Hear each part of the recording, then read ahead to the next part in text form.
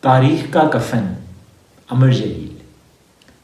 عید نماز شروع ہونے سے کچھ دیر پہلے ایک کالا کلوٹا شیدی، جس کے بال خشک، آنکھیں بنجر، بدن نحیف و نزار اور کپڑوں کے نام پر چیتھڑے پہنے ہوئے تھے، وہ نمازیوں کی آخری صف سے اٹھ کھڑا ہوا۔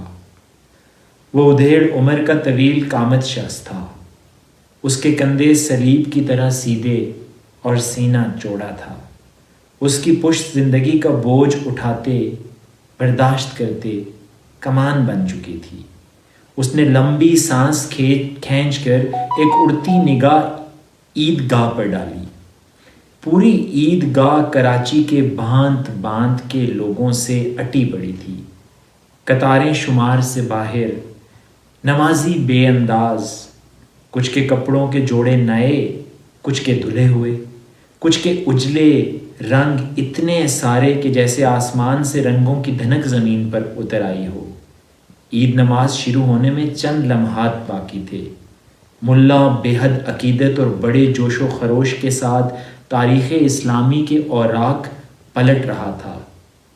وہ کبھی باہیں اوپر اٹھا کر تو کبھی نیچی کر کے، آواز کے زیر و بم کے ساتھ، کبھی سیدھے سبھاؤ تو کبھی سر میں بولتے ہوئے لوگوں کے جذبہ ایمانی کو بیدار کرنے کی کوشش کر رہا تھا۔ لوگ مؤدب بیٹھے ہوئے تھے اور دوران واز کبھی کبھار اونگ بھی لیتے تھے۔ ان کی نگاہیں اپنے اپنے مسلوں کے آگے رکھے جوتوں پر تھیں۔ کچھ جوتے نئے، کچھ پرانے اور پھٹے ہوئے تھے۔ بوٹوں، سلیپروں، سینڈلوں اور چپلوں کے تلووں سے ملے ہوئے تھے اور جائے سجدہ سے انچ بھر دور رکھے ہوئے تھے۔ جو نمازی اپنے ساتھ ذوالجناح کی طرح سجے سنورے بچے لے آئے تھے، ان کی ایک آنکھ جوتوں میں تو ایک بچوں میں گڑی ہوئی تھی۔ صحت مند ملا صحت مند آواز میں وعظ کر رہا تھا اور لوگوں کو اللہ تعالیٰ کے رحم و کرم کی بجائے اللہ تعالیٰ کے قہر و عذاب قبر کی باتیں بتا کر ڈرا رہا تھا۔ یوں لگ رہا تھا کہ جوش ایمانی میں لاؤڈ سپیکر پھاڑ ڈالے گا۔ ابے بیٹھ جا، کنگال قسم کے ایک دبلے پتلے شخص نے شیدی کا بازو پکڑتے ہوئے کہا۔ کھڑے کیوں ہو؟ بندریا بھاگ گئی ہے کیا؟ شیدی نے اسے کوئی جواب نہیں دیا۔ وہ جھٹکا دے کر بازو چھڑا کر پچھلی صف سے نکل کر اگلی صف میں کھڑا ہو گیا۔ ابے دور کر یہ اپنے تلوے، ایسے پاؤں۔ شیدی کو کونی مارتے ہوئے ایک چڑیا جتنے نوجوان نے کہا۔ آدمی ہو کہ تارکول؟ شیدی نے اسے کوئی جواب نہیں دیا اور نہ ہی گردن موڑ کر اس کی طرف دیکھا۔ وہ اس قطار سے نکل کر اگلی قطار میں کھڑا ہو گیا۔ او ہو، بڑے احمق ہو تم بھی، اجلے سفید کپڑوں والے ایک شخص نے غصے میں شیدی کی طرف دیکھتے ہوئے کہا۔ شرم نہیں آئی میرے کورے پاجامے کے پائنچے پر پاؤں رکھتے ہوئے؟ شیدی کی اداس آنکھوں میں پر اسرار روشنی ابھر آئی تھی۔ اس نے اس بپھرے ہوئے شخص کے جملے کو سنا انسنا کر دیا۔ وہ قدم بڑھا کر اگلی قطار میں جا کھڑا ہوا۔ خبردار، فرشتوں ایسے ایک شخص نے شیدی کی ٹانگ کی چٹکی کاٹتے ہوئے کہا۔ لا حول ولا، میرا دبئی کا مسلح میلا کر دیا؟ آدمی ہو کہ ابن ابلیس؟ شیدی نے چٹکی کی پرواہ نہیں کی اور نہ ہی فرشتوں ایسے شخص کے جملے کی۔ اس کی اداس آنکھوں میں پر اسرار روشنی بڑھتی چلی گئی۔ وہ قدم بڑھا کر اگلی قطار میں جا کھڑا ہو گیا۔ ارے او بن مانس، ایک نوجوان جس نے بڑی محنت اور جفا کشی کے بعد اپنی چمکتی پیشانی پر بال سجا رکھے تھے، نے شیدی کو حقارت آمیز لہجے میں کہا۔ چڑیا گھر سے پنجرا توڑ کر بھاگے ہو کیا؟ قریب بیٹھے کچھ ایکٹر چھاپ نوجوانوں نے کہکا لگایا۔ ایک بھینگے نوجوان نے اداکاروں ایسے لہجے میں کہا۔ لگتا ہے کہ افریقہ سے ہجرت کر آیا ہے۔ ایکٹر چھاپ نوجوانوں کی ٹولی نے کہکا لگایا۔ ایک ادھیڑ عمر شخص جو اونگ رہا تھا کہکا سن کر بیدار ہو گیا۔ اس نے گھٹنوں سے سر نکال کر نوجوانوں کی طرف دیکھتے ہوئے کہا۔ اے لڑکو، 30 مار خانی مت دکھاؤ، واز سننے دو۔ چپ کر ابابیل کے بچے، ایک نوجوان نے فل بدی جواب دیا۔ وہ شخص اترا ہوا چہرہ لے کر بیٹھ گیا۔ اس دوران شیدی وہ قطار چھوڑ کر اگلی قطار میں جا کھڑا ہوا۔ ارے ادھر آگے کہاں آ رہے ہو؟ 4-5 آدمیوں نے اسے روک لیا۔ انہوں نے اس کے پھٹے پرانے کپڑوں اور ناتواں بدن کو دیکھ کر کہا، یہاں شیرنی بٹ رہی ہے کیا؟ شیدی نے کوئی جواب نہیں دیا۔ اس کی آنکھیں اگلی قطار پر گڑی ہوئی تھی۔ پیچھے جاؤ اے توے کے بھائی، پیچھے جاؤ، دور ہٹو، بھاگ جاؤ، خبردار جو آگے آئے۔ شیدی نے انہیں جواب نہیں دیا، نہ ہی گردن موڑ کر ان کی طرف دیکھا۔ پراسرار روشنی واضح طور پر اس کی آنکھوں میں چمک رہی تھی۔ وہ آگے بڑھ گیا۔ وہ قدم اٹھاتا، چھلانگیں مارتا، نمازیوں کی 2-4 قطاریں پھلانگ گیا۔ لوگوں میں کھلبلی مچ گئی۔ جو اونگ رہے تھے وہ بیدار ہو کر بیٹھ گئے، جو بیدار تھے اور کانوں سے واز سن رہے تھے اور آنکھوں سے اپنے جوتوں اور بچوں کی نگہداشت کر رہے تھے، وہ شتر مرغ کی طرح گردنیں پھیر کر شیدی کی طرف دیکھنے لگے۔ انہوں نے جب شور سنا تو جھپٹ کر اپنے اپنے جوتے اٹھا لیے اور بچوں کو کھینچ کر گود میں بٹھا لیا۔ کچھ پرحشمت بہادروں اور نڈروں نے شیدی کو قابو میں کر لیا۔ پکڑنا، مت چھوڑنا، خوب مرمت کرنا۔ شور و غل بڑھ گیا۔ ملا نے واز بند کر دیا اور ممبر کے سب سے اونچے زینے پر چڑھ کر تماشا دیکھنے لگا۔ تمام مخلوق کا دھیان شیدی کی طرف ہو گیا۔ کئی انواع کے لوگ، کئی اقسام کے لہجے، بھانت بھانت کی بولیاں، لیکن مفہوم سب کا ایک جیسا، چور ہے۔ چور نہیں ہے، جیب کترا ہے، بشنی ہے۔ برابر برابر، ضرور کسی مومن کی جیب خالی کرنی ہوگی۔ شکل سے ہی چور کا پتر دکھائی پڑتا ہے۔ جوتوں کا چور ہے۔ قابو کرنا، پکڑنا، بھاگنے مت دینا، جلدی کرنا۔ چور ہے، جیب کترا ہے، بدماش ہے، شہدا ہے۔ ایک شخص ہجوم سے راستہ بناتا، ہلا بولتا آگے بڑھایا۔ اس کے اونٹ پتلے اور خشک، آنکھیں مچمچی اور بے رونق اور بال اجڑے ہوئے تھے۔ اس نے لوگوں سے بلند آواز کہا، میں اسے اچھی طرح جانتا ہوں، یہ چور نہیں، نہ ہی جیب کترا اور نہ ہی لفنگا ہے، یہ صرف شیدی ہے۔ جس نیک بندے کا ہاتھ شیدی کی گردن میں تھا، اس نے ایک نگاہ میں نووارد کا جائزہ لیتے ہوئے طنزیہ انداز میں پوچھا، اور تم کون ہو؟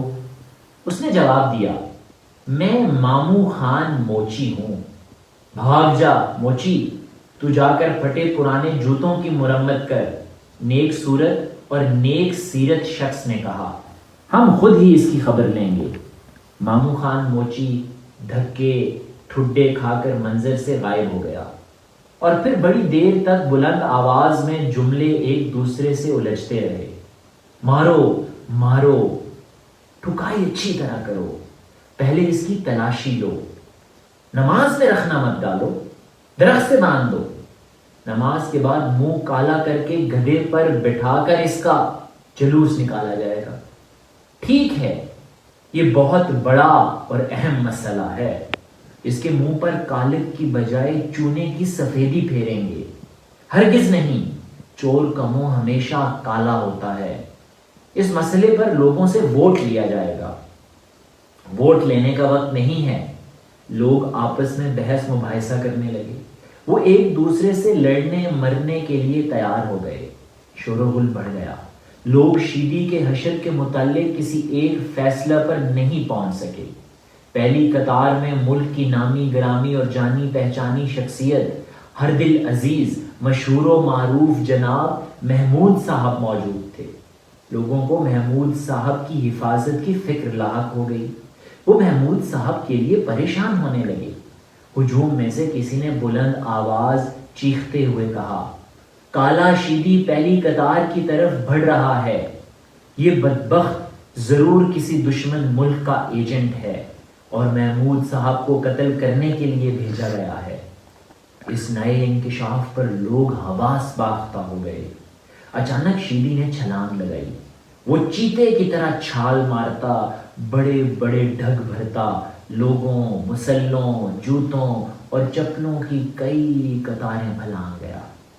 پہلی صف میں محمود کے ساتھ شہر کے لائق افسران، صنعتکار، تاجر اور بینکر کندھے سے کندھا ملا کر بیٹھے ہوئے تھے۔ وہ گردنیں جھکائے اور دو زانو بیٹھے ہوئے تھے اور اخباری فوٹوگرافروں سے تصاویر کھنچوا رہے تھے۔ پہلی صف کے عین عقب میں محمود صاحب کی حفاظت کے لیے سادہ کپڑوں میں حفاظتی عملہ کے برجستہ اور طاقتور ارکان بیٹھے ہوئے تھے۔ وہ بظاہر نماز پڑھنے اور اللہ کی عظمت کے سامنے سر بسجود ہونے آئے تھے، لیکن دراصل وہ محمود صاحب کی حفاظت کے لیے وہاں موجود تھے اور نئی صورتحال کے باعث چوکس ہو رہے تھے۔ ان کے نیفوں میں خطرناک اسلحہ چھپا ہوا تھا، اس لیے وہ بیٹھنے میں دشواری محسوس کر رہے تھے۔ شیدی جب اچھلتا، چھلانگیں مارتا، دوسری صف پھلانگ کر پہلی صف کی طرف بڑھنے لگا، تب اسے حفاظتی عملہ کے عقابوں نے جبٹ کر قابو کر لیا۔ وہ پلک جھپکنے میں ہی اسے لاتیں، ٹھڈے، مکے اور گھونسے مارتے عیدگاہ سے باہر لے گئے، جیسے کچھ ہوا ہی نہیں تھا۔ لاؤڈ سپیکروں سے ملا کی آواز گونجنے لگی۔ وہ دونوں ہاتھ عرش کی طرف اٹھا کر عاجزی، انکساری کے ساتھ اور مترنم انداز میں اللہ تعالیٰ سے محمود صاحب کی دراز عمر کی دعا مانگنے لگا۔ لوگوں کا خیال بدل گیا۔ وہ شیدی کو بھول کر پہلے محمود صاحب کی طویل عمری کی دعائیں اور پھر وعظ سننے لگے۔ انہوں نے اپنے نئے پرانے بوٹ اور چپل سجدہ گاہ سے انچ بھر کی دوری پر رکھے تھے۔ عیدگاہ سے باہر ایک علیحدہ جگہ میں حفاظتی عملہ کے ایک بڑے افسر نے بیت کی چھڑی کے پے در پہ وار کرتے ہوئے شیدی سے پوچھا، بتاؤ، جواب دو، تم کس نیت سے پہلی صف کی طرف بڑھ رہے تھے؟ مکوں، گھونسوں اور تھپڑوں کے سبب شیدی کا پورا چہرہ خونم خون ہو گیا تھا۔ اس کا منہ خون سے بھرا ہوا تھا۔ وہ کوئی بھی جواب نہ دے سکا۔ جواب دو۔ پھر لاتیں اور مکے، چہرے پر گھونسے اور پنڈلیوں پر لانگ بوٹوں کی ٹھوکریں لگی۔ جواب دو، کس کے ایجنٹ ہو؟ کس نیت سے آگے بڑھ رہے تھے؟ شیدی کی ناک سے خون کے ریلے بہنے لگے۔ پیٹ اور کوکھ اور پسلیوں پر لاتیں پڑنے کے باعث اس کا جوڑ اکھڑ گیا۔ اس کی آنکھوں کے آگے اندھیرا چھا گیا۔ پہلی قطار کی طرف کیوں اور کس نیت سے بڑھ رہے تھے؟ عملدار نے اسے پیٹ پر لات اور گردن پر مکہ مارتے ہوئے پوچھا، جواب دو، کس ارادے سے پہلی صف کی طرف بڑھ رہے تھے؟ شیدی نے خون کی کلی کر کے منہ کو پھٹی قمیض کے بازو سے پونچھ لیا۔ اس کے کٹے پھٹے اونٹ کانپنے لگے۔ اس نے کمزور آواز میں کہا، میں پہلی صف میں کھڑا ہو کر نماز پڑھوں گا۔ حفاظتی عملے کے چاقو چوبند جوان شیدی کا جواب سن کر کچھ پریشان ہو گئے، پھر اس کے خراب حال اور سادہ شکل و صورت دیکھ کر کڑ کڑ کہکے لگانے لگے۔ کسی نے کہا، ارے تم پہلی قطار میں کھڑے ہو کر نماز پڑھو گے؟ ان میں سے ایک نے زوردار مکہ شیدی کی پیشانی پر ناک کے قریب جمایا اور کہا، تم جھوٹ بولتے ہو۔ پورا ماحول شیدی کی نگاہوں کے سامنے زیر و زبر ہونے لگا۔ اس کی سانس سینے میں دھڑکنے کی بجائے تڑپنے لگی، سانس بند ہونے لگی۔ ناک، منہ اور کانوں سے خون رستا بہتا رہا۔ اس نے شکستہ لہجے میں کہا، میں پہلی قطار میں کھڑا ہو کر نماز پڑھوں گا۔ حفاظتی عملہ کے ایک تنومند نوجوان نے شیدی کے سینے پر گھونسے کا بھرپور وار کیا اور پھر اسے گالی دیتے ہوئے کہا، ڈرامہ کرتے ہو، سور کے بچے، ہم تمہیں پہچان گئے ہیں، تم غیر ملکی ایجنٹ ہو۔ شیدی مکہ کھا کر پیچھے ہٹ گیا، جا کر دیوار سے لگا، بتاؤ۔ پھر لاٹھیاں برسنے لگیں، بتاؤ کس کے ایجنٹ ہو؟ میں ایجنٹ نہیں ہوں۔ شیدی بجھنے لگا۔ اس نے ٹوٹتے بکھرتے ہوئے کہا، میں پہلی صف میں کھڑا ہو کر نماز پڑھوں گا۔ ابے لنگور، ایک موٹے تگڑے اہلکار نے اسے تھپڑ مارتے ہوئے کہا، زندگی بھر کبھی آئینہ دیکھا ہے؟ چلا ہے پتر پہلی قطار میں نماز پڑھنے؟ شیدی کی سانسوں کا سلسلہ اس کی ناک سے بہتے خون کے سبب ٹوٹنے لگا۔ اس نے کہا، میں پہلی قطار میں کھڑا ہو کر نماز پڑھوں گا۔ ابے اونٹ کے بچے، موٹے تکڑے علمدار نے کہا، شہر کے معزز لوگ محمود صاحب کے ساتھ نماز پڑھنے کے لیے پہلی صف میں موجود ہیں، تم پہلی صف کیسے نماز پڑھو گے؟ شیدی نے نحیف آواز میں کہا، میں بھی پہلی صف میں محبوب صاحب کے ساتھ کھڑا ہو کر نماز پڑھوں گا۔ حفاظتی عملے کے تنخواہ داروں نے خوب کہکے لگائے۔ ایک نے کہا، اس کا دماغ ٹھکانے نہیں ہے، بہروپیہ ہے۔ بڑے افسر نے اپنے عملہ کو حکم دیتے ہوئے کہا، اس سے پوچھو کہ یہ کون ہے اور محمود صاحب کے ساتھ کھڑے ہو کر نماز پڑھنے کا ڈھونگ کیوں کر رہا ہے؟ پھر جو درگت بنانا ان کے حافظہ میں محفوظ تھا، وہ درگت انہوں نے شیدی کی بنائی۔ لاتیں، مکے اور گھونسے مار مار کر اسے ادموا کر دیا۔ شیدی فش گزین ہو گیا۔ انہوں نے اسے پھر اٹھا کر کھڑا کر دیا۔ اس کے منہ پر پانی کے چھینٹے مار کر اسے ہوش میں لے آئے۔ شیدی نے خون آلود آنکھیں کھول کر حفاظتی عملہ کی طرف دیکھا۔ چاقو چوبند افسر نے اس کے بالوں کو مٹھی میں پکڑتے ہوئے کہا، بتاؤ تم کون ہو؟ محمود صاحب کے ساتھ کھڑے ہو کر نماز کیوں پڑھنا چاہتے ہو؟ شیدی بجھنے لگا۔ ایک لمحہ کے لیے اس کی آنکھوں میں پر اسرار روشنی لوٹ آئی۔ اس نے ٹوٹے پھوٹے لہجے میں کہا، میں ایاز ہوں، میں ایک ہی صف میں کھڑا ہو کر محمود کے ساتھ نماز پڑھوں گا۔